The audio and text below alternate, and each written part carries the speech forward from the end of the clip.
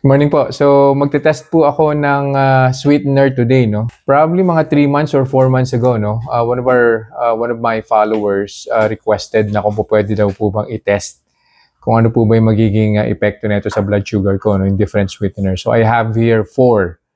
So, meron po ako rito Splenda, Equal Gold, Stevia, at saka ito pong Allulose. So, wala po ako nung small packets ng Allulose. So, ito po, meron po yung malaki. And then what I'll do, jigger lang po. So para konti lang po yung liquid, ito. Jigger lang po yung gagamitin ko. I'll put the sweetener here, tapos mix it with water and then drink it. And then probably I'll monitor for 30 minutes to an hour. Pagka liquid naman po at ininom nyo kaagad yan, mabilis naman po yung epekto niya sa blood sugar. So we'll see. Reminders lang po, wag pong mag-aanli. Always eat in moderation. Hindi po ako doktor. So whenever in doubt, konsulta po kayo sa doktor ninyo. And yung results po ng mga review na ginagawa ko, it may vary. So wag niyo pong i-expect na yung resulta sa akin is magiging kapareho po ng resulta sa inyo. So yun lang po. Have a nice day. Stevia na po yung next dito po sa ating sweetener experiment. So i-dissolve ko na po siya sa water, tapos I'll drink it and then I'll be back after an hour. And we'll see kung may gagawin po ito sa blood sugar ko.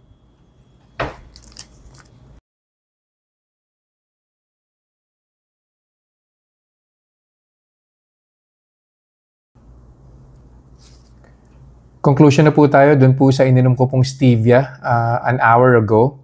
So, wala naman po naging problema. Actually, na-monitor naman po siya through my Otay CGM. No? So, nag-start po yung blood sugar level ko at 122. After an hour, 122 pa rin po siya. So, as in flat lang po yung graph po niya. So, hindi ko na po tinuloy yung monitoring. It's because pababa na naman po yung arrow dun po sa CGM. No? So, it only means na wala na pong blood sugar spike na mangyayari. Not unless kakain po ulit ako. Last on our list po, no? Allulose sweetener. Yan. So, wala po ako nung small packet na ito, kaya ito po yung itatry natin.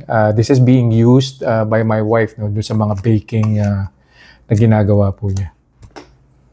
So, same thing. Kanawin ko po siya sa water. I'll drink it and then I'll be back after, most likely after an hour. And we'll see kung may gagawin po ba ito.